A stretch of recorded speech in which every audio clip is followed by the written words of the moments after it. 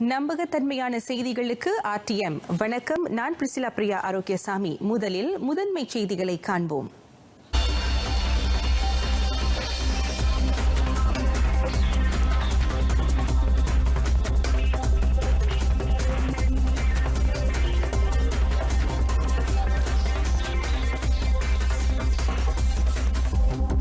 நாட்டில் இன்ஃப்ளூவென்சா பாதிப்பு குறித்து சுகாதார அமைச்சு மட்டுமே தகவல் வெளியிடும்.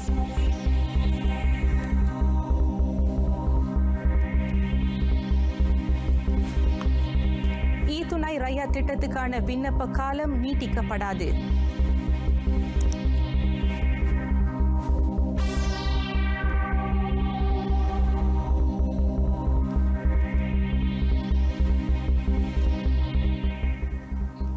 நாட்டின் அனைத்து கழிவுநீர் சுத்திகரிப்பு ஆலைகளில் மலிவான சுகாதாரமான advance moving bed bioreactor எனப்படும் புதிய தொழில்நுட்பம் பயன்படுத்தப்படும். லங்காவியில் சோதனைக்கு உட்படுத்தப்பட்ட அந்த தொழில்நுட்பம் நல்ல பலனை தந்தால் நாடு தழுவிய நிலையில் அது நடைமுறைப்படுத்தப்படும் என பிரதமர் டாக்டர் மஹாதீர் முகமது தெரிவித்தார். 2018 ஆண்டு தொடங்கி ஈராண்டு காலத்திற்கு சோதனைக்கு உட்படுத்தப்பட்டிருக்கும் இந்த தொழில்நுட்பம் இவ்வாண்டு ஜூன் மாதம் இண்டா வாட்டர் கன்சோர்டியம் நிறுவனத்திடம் ஒப்படைக்கப்படும். Dan sistem ini boleh ambil air kotor, waste water, dan dia boleh proses sehingga dianya jadi jernih. Tak ada lagi ada sedimen apa semua hilang. Sedimen itu pun katanya boleh diguna untuk macam-macam kegunaan. Jadi sekarang ni kita sudah jumpa sistem ini. Dulu kita juga ada treatment plant. Tapi dia besar, ada kolam yang besar dan sebagainya dan very costly. நாட்டில் முதல் முறையாக பயன்படுத்தப்படும் இந்த தொழில்நுட்பம் ஆக்ககரமான விளைவை ஏற்படுத்தினால் அதனை பயன்படுத்த எண்ணும் மற்ற நாடுகளிடமும் விற்பனை செய்ய முடியும் என பிரதமர் சொன்னார். 1,65,00,000 செலவில் கியோத்தோ வாட்டர் நிறுவனத்தின் கீழ் பயன்படுத்தப்படும் advance moving bed bioreactor தொழில்நுட்பம் தரமான சுத்திகரிப்பு நீரை உற்பத்தி செய்கிறது. லங்காவி பந்தாய்தங்கா கழிவுநீர் சுத்திகரிப்பு ஆலையை பார்வையிட்ட பின்னர் லங்காவி நாடாளுமன்ற உறுப்பினருமான டாக்டர் மஹாதீர் செய்தியாளர்களிடம் பேசினார். இதனிடையே பிளஸ் நிறுவனம் சாலை கட்டணத்தை 18 விழுக்காடு குறைக்க நேரிட்டாலும் சாலையை பராமரிக்கும் நடவடிக்கைகளை மேற்கொள்ள அந்த நிறுவனத்திற்கு போதுமான நிதி கையிருப்பு இருப்பதாக பிரதமர் டாக்டர் மஹாதீர் முகமது தெரிவித்தார். வரும் பிப்ரவரி மாதம் முதல் பிளஸ் நெடுஞ்சாலை கட்டண விகிதம் குறைக்கப்படுவதை அடுத்து சாலையை பயன்படுத்துபவர்களின் எண்ணிக்கை அதிகரிக்கும் என பிரதமர் தெரிவித்தார். Mengurangkan tol sebanyak 18% dan tidak ada kenaikan tol selama 38 tahun. Dia dapat perolehan yang mencukupi untuk membiayai kerja-kerja pemulihan dan lagi kerja-kerja maintenance yang akan diadakan. Kita percaya bahawa kegunaan jalan ini akan meningkat dan ini akan menambah pendapatan oleh khazanah dan juga kita dapati ada punca-punca pendapatan yang lain seperti advertisement dan lain-lain. சாலை கட்டணம் குறைக்கப்படுவதால் plus நிறுவனத்திற்கு பாதிப்பு ஏற்படுமா என வினவிய போது பிரதமர் இவ்வாறு பதிலளித்தார். பிளஸ் நிறுவனத்தின் முதன்மை பங்குதாரர்களாக கசானா நேஷனல் நிறுவனமும் ஊழியர் சேமநிதி வாரியமும் தொடர்ந்து நிலைத்திருக்க அரசாங்கம் முடிவெடுத்தது. மேலும் அந்நிறுவனத்திற்கு சொந்தமான எல்லா நெடுஞ்சாலைகளிலும் அனைத்து தனிநபர் வாகனங்களுக்கான சாலை கட்டணம் 18 விழுக்காடு குறைக்கப்படும் எனவும் அரசாங்கம் அறிவித்தது. 1MDB நிறுவனத்தை உட்படுத்திய நிதி மோசடி ஏற்படாமல் இருந்திருந்தால் சாலை கட்டணத்தை முற்றாக அகற்றுவது பக்கத்தான் ஹரப்பான் கூட்டணி அரசாங்கத்திற்கு ஒரு சிக்கலாக இருந்திருக்காது. 18 விழுக்காடு சாலை கட்டண குறைப்பை அறிவித்திருக்கும் அரசாங்கத்தின் முடிவை சாடி வரும் முந்தைய அரசாங்க ஆட்சியின் போது சாலை கட்டணத்தை அதிகரித்த தேசிய முன்னணியின் போக்கை நிதியமைச்சர் லிம் குவான் எங் கண்டித்தார். பிளஸ் நெடுஞ்சாலையின் சாலை கட்டணத்தை முழுமையாக நீக்கினால் அரசாங்கத்திற்கு 4,520 கோடி ரிங்கிட் நிதி தேவைப்படும் என ஃப்ரீ மலேசியா டுடே ஊடக தளத்தில் இடம்பெற்றிருந்த செய்தியில் லிம் கூறியிருந்தார். 1MDBயின் கடன் 15,000 கோடி ரிங்கிட் செலவை உட்படுத்தியுள்ளது. மேலும் அந்த மோசடியால் நடப்பு அரசாங்கத்திற்கு 10,300 கோடி ரிங்கிட் நட்டம் ஏற்பட்டுள்ளது. பக்கத்தான் ஹரப்பான் கூட்டணி 18 விழுக்காடு சாலை கட்டண குறைப்பை அறிவித்தது மட்டுமின்றி 2058ஆம் ஆண்டு வரையில் சாலை கட்டணம் அதிகரிக்கப்படாது என அறிவித்திருந்ததாக லிம் குவான் எங் தெரிவித்தார். துணை ரயாட் ரொக்கமில்லா திட்டத்தின் கீழ் பதிவு செய்ய நிர்ணயிக்கப்பட்ட 2 மாத கால அவகாசத்தை நீட்டிக்க அரசாங்கம் எண்ணம் கொண்டிருக்கவில்லை என நிதி அமைச்சர் லிம் குவான் எங் தெரிவித்தார். தற்போது அத்திட்டத்தின் கீழ் தகுதி பெற்றவர்கள் எவ்வாறு அதனை பயன்படுத்துகிறார்கள் என்பதை அரசு ஆராயவிருப்பதாக அவர் சொன்னார். மார்ச் 9ஆம் தேதி வரையில் துணை ரயாட் ரொக்கமில்லா திட்டத்திற்கு மக்கள் பதிவு செய்யலாம். அதன் வழி பெறப்படும் 30 ரிங்கிட் தொகையை இவ்வாண்டு மார்ச் 14ஆம் தேதிக்குள் பயன்படுத்த வேண்டும். இதுவரை 26 லட்சம் பேர் இத்திட்டத்தின் கீழ் விண்ணப்பித்துள்ளனர். அவற்றுள் 20 லட்சம் பேரின் விண்ணப்பங்கள் ஏற்றுக்கொள்ளப்பட்டுள்ளன. பேரா இப்போ ஏயான் கிந்தா சிட்டி பேரங்காடியில் துணை ரயாட் திட்டத்தை அறிமுகப்படுத்தும் நிகழ்ச்சியை தொடக்கி வைத்த பின்னர் அமைச்சர் லிம் குவான் எங் செய்தியாளர் சந்திப்பில் பேசினார்.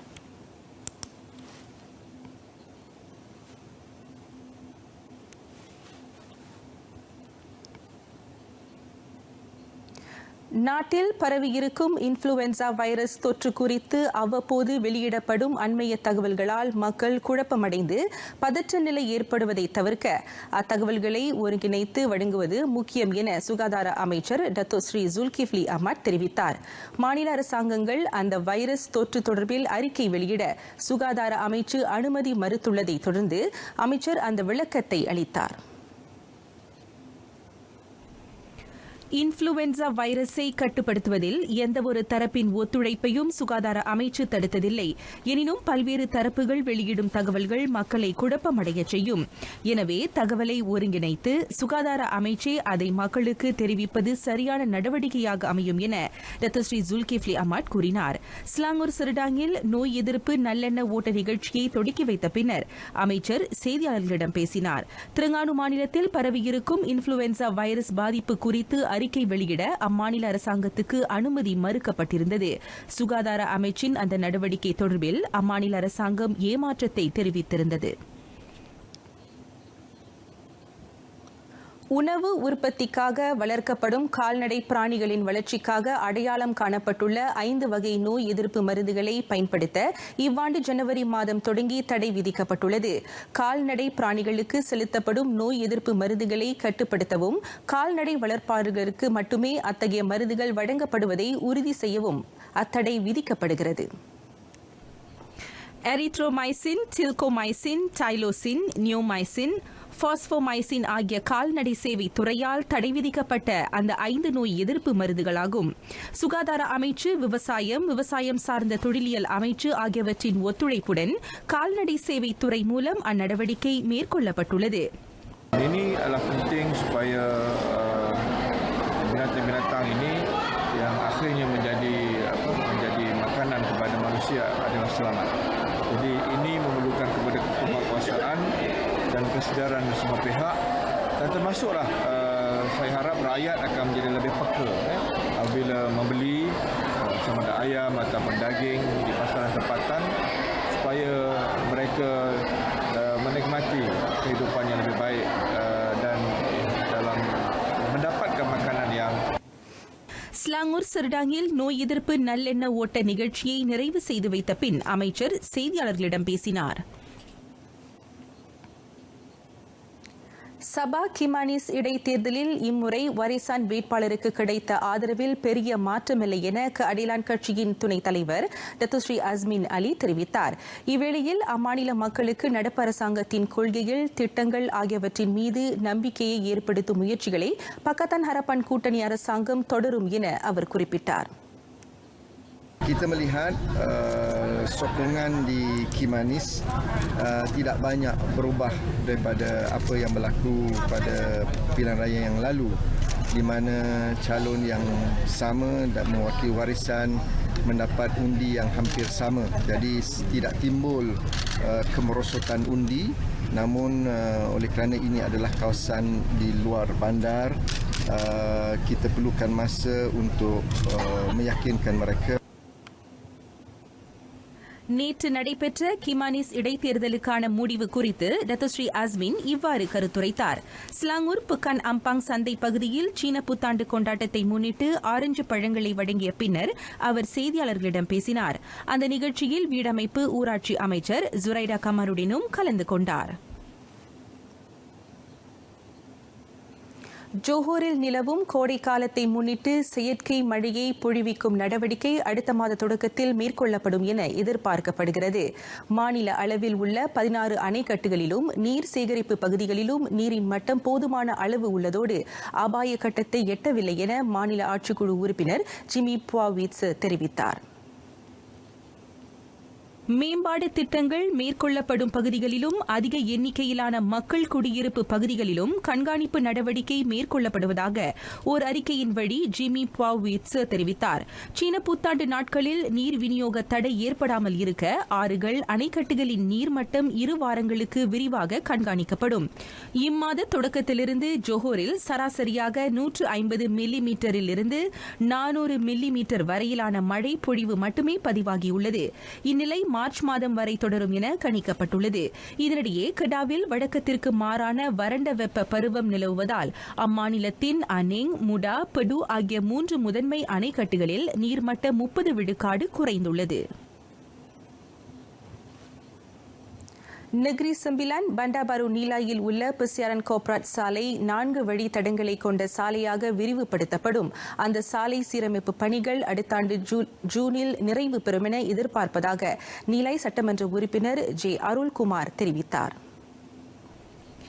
4 கிலோமீட்டர் தூரத்தை உட்படுத்திய பெர்சியாரன் கார்ப்பரேட் சாலை தற்போது 2 வழி தடங்களையே கொண்டுள்ளது. காலை மாலை வேளைகளில் இந்த சாலையில் ஏற்படும் வாகன நெரிசலை தவிர்க்க இச்சாலையை விரிவுபடுத்தும் பணிகள் மேற்கொள்ளப்படுவதாக ஜே அருள்குமார் குறிப்பிட்டார். இந்த சாலையில் கடந்த 5 ஆண்டுகளாக பல சாலை விபத்துகளும் உயிரிழப்புகளும் ஏற்பட்டுள்ளன. கடந்த ஆண்டு டிசம்பர் மாதம் தொடங்கிய இந்த சாலை சீரமைப்பு நடவடிக்கைகளுக்காக 1 கோடி ரிங்கிட் ஒதுக்கப்பட்டுள்ளது. இப்பகுதியில் உள்ள சாலை விளக்குகள் LED ரக விளக்குகளாக மாற்றப்படும். மேலும் 2 பேருந்து நிலையங்களும் புதிதாக கட்டப்படும். சாலையோரங்களில் செடிகளும் நடப்படும். பெர்சியாரன் கார்ப்பரேட் சாலை பகுதியை பார்வையிட்ட பின்னர் அருள்குமார் செய்தியாளர்களிடம் பேசினார்.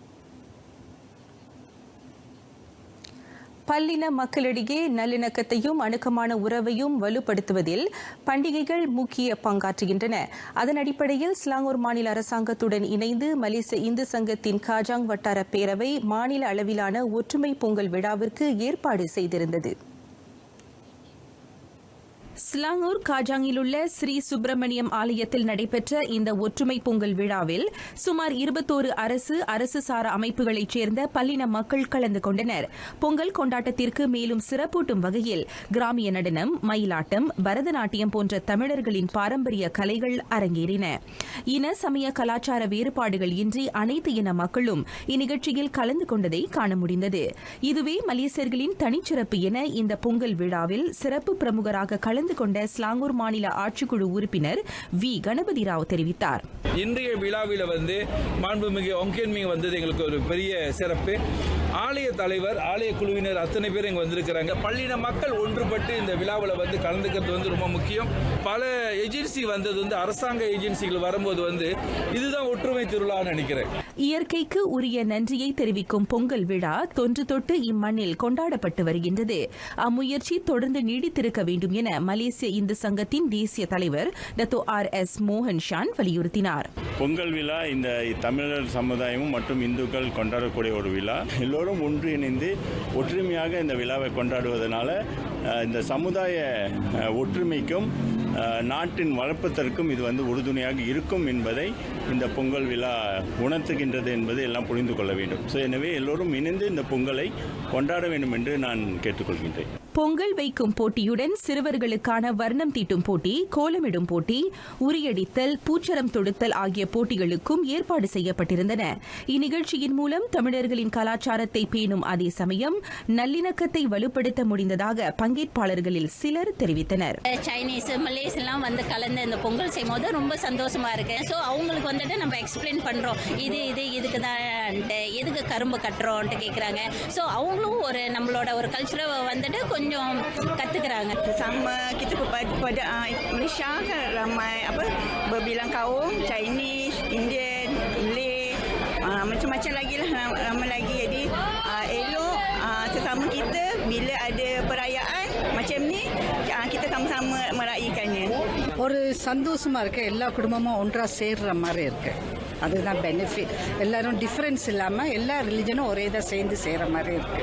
இந்நிகழ்ச்சியில் அனைத்துலக வாணிப தொழில்துறை துணை அமைச்சரும் பாங்கி நாடாளுமன்ற உறுப்பினருமான டாக்டர் ஓங் கியான் மிங்கும் புக்கிட் காசிங் சட்டமன்ற உறுப்பினர் ராஜீவ் ரிஷியகரனும் சிறப்பு பிரமுகர்களாக கலந்து கொண்டனர். மனித மனம் அமைதிக்காக இயற்கையை தேடி அலைகிறது. தாவரங்கள், மிருகங்கள், பறவைகள், அலை என எண்ணற்ற இயற்கை வளங்கள் எழுப்பும் ஓசையும் அவற்றை அழகிய தோற்றமும் மனிதர்களுக்கு நிம்மதியை தருகின்றன.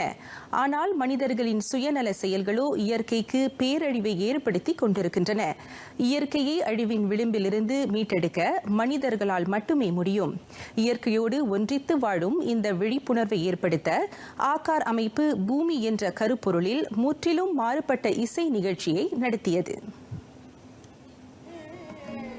கூட்டரசு பிரதேச தேசிய பாரம்பரிய கலைத்துறை அரங்கத்தில் கர்நாடக இசையும் இந்துஸ்தானி இசையும் ஒன்றிணைக்கப்பட்டு இந்தியா மற்றும் உள்ளூர் கலைஞர்கள் இணைந்து இந்த இசை நிகழ்ச்சியை அரங்கேற்றினர்.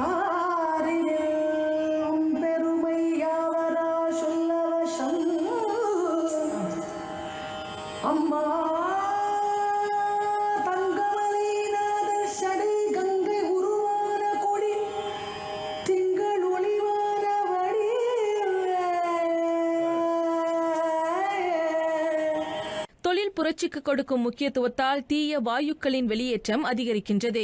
அதன் விளைவாக பூமியின் வெப்பம் அதிகரித்துக் கொண்டே போகிறது.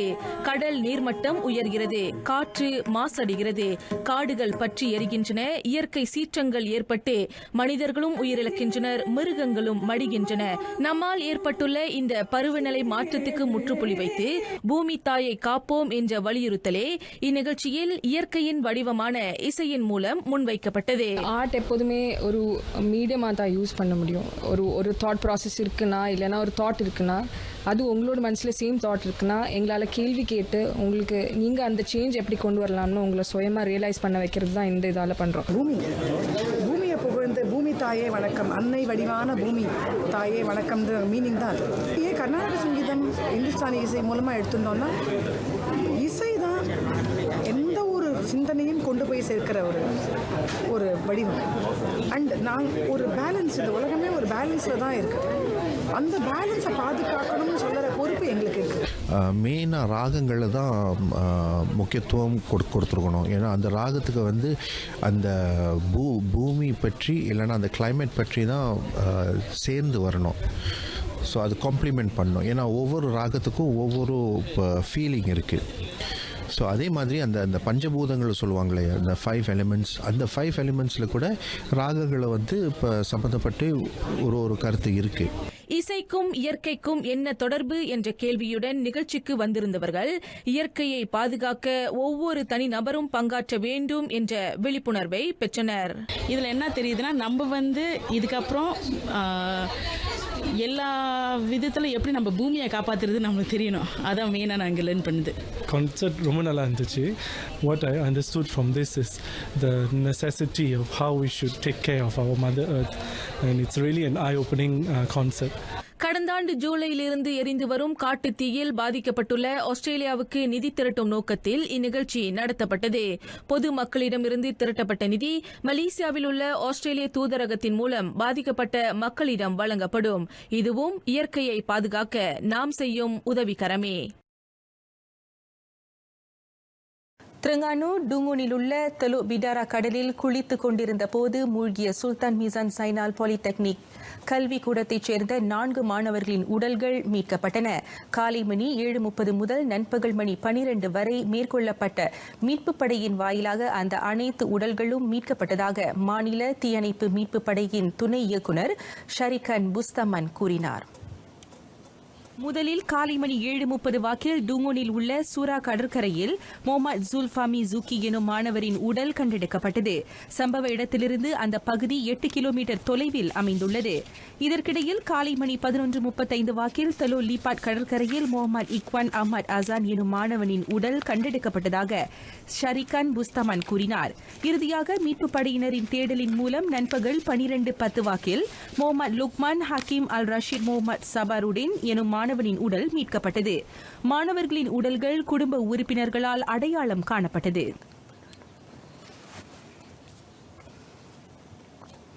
ஓப்ஸ் தஹோன் பாரு சீனா சாலை பாதுகாப்பு நடவடிக்கையை முன்னிட்டு பேருந்து ஓட்டுநர்களின் தவறுகளை கண்டறிய மலாக்கா சாலை போக்குவரத்து துறையைச் சேர்ந்த 56 அதிகாரிகளும் உறுப்பினர்களும் பொதுமக்களை போன்று விரைவு பேருந்துகளில் பயணிப்பார்கள். அவர்கள் ஜனவரி 18ஆம் தேதி முதல் பிப்ரவரி 2ஆம் தேதி வரையில் ஒவ்வொரு நாளும் வடக்கு, தெற்கு, கிழக்கு, மேற்கு மாநிலங்களுக்கு செல்லும் பேருந்துகளில் பயணிப்பார்கள் என மலாக்கா மாநில சாலை போக்குவரத்து துறையின் இயக்குநர் முகமது ஃபிர்டவுஸ் ஷரீப் தெரிவித்தார்.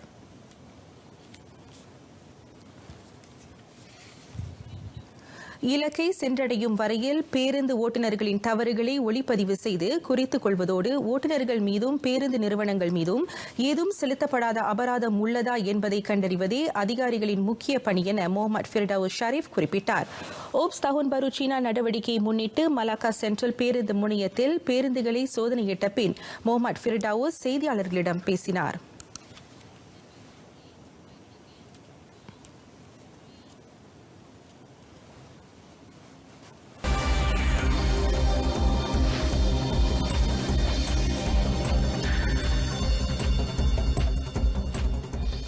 மலேசிய லான் டென்னிஸ் சங்கம் அனைவருக்கும் பயனளிக்கக்கூடிய அணுகுமுறையை கையாள உள்ளது. தேசிய இளையோர் நிலையிலான தொடர் போட்டிகளை குறைத்துக் கொண்டு அனைத்துலக டென்னிஸ் சம்மேளனம், ஆசிய டென்னிஸ் சம்மேளனம் ஆகியவற்றின் தரத்துக்கு ஈடான போட்டிகளின் எண்ணிக்கையை அச்சங்கம் அதிகரிக்க உள்ளது. வெளிநாட்டு ஆட்டக்காரர்களுடன் களம் காணும் வாய்ப்பை உள்ளூர் ஆட்டக்காரர்கள் இன்னும் அதிகமானோருக்கு வழங்கும் தெளிவான இலக்கை அந்த சங்கம் கொண்டுள்ளது. மலேசிய லான் டென்னிஸ் சங்கம் நிதி பிரச்சினையை எதிர்நோக்கியதை அடுத்து புதிய அணுகுமுறைகள் எடுக்கப்படுவதாக அச்சங்கத்தின் உதவி தலைவர் டத்தோ சலாஹுடின் கமால் தெரிவித்தார். அதேவேளையில் வெளிநாட்டு ஆட்டக்காரர்களுடன் போட்டியிடுவதற்கான வாய்ப்பை உள்ளூர் ஆட்டக்காரர்களுக்கு முழுமையாக வழங்க சங்கம் உறுதியாக உள்ளது என அவர் மேலும் சொன்னார். உள்ளூர் போட்டிகளில் மட்டுமல்ல, அனைத்துலக போட்டிகளிலும் பங்கு கொள்வதற்கு நாட்டின் ஆட்டக்காரர்கள், குறிப்பாக 11 வயதினரை தயார்படுத்தும் நடவடிக்கையாக அது அமைகிறது. இன்னும் 3-4 ஆண்டுகள் வரையில் அந்த முயற்சிகள் பலனளிக்க இலக்கு வகுக்கப்பட்டிருப்பதாக டத்தோ சலாஹுடின் குறிப்பிட்டார். இவ்வாண்டு 18 வயதுக்கும் கீழ்ப்பட்டோருக்கான 7 ITF ஆசிய டென்னிஸ் சம்மேளன போட்டிகளை தேசிய டென்னிஸ் அட்டவணையில் இணைக்கப்படும் என்றார் அவர்.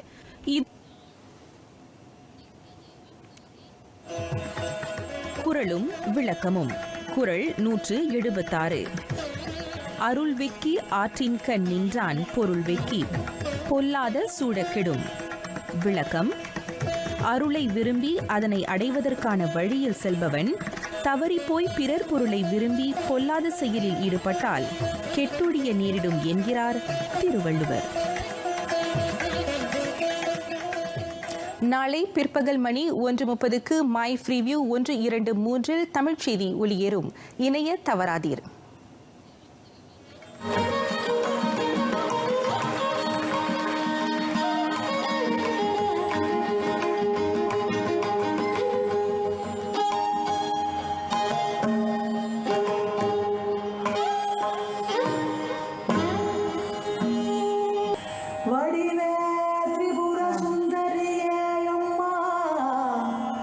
அம்மா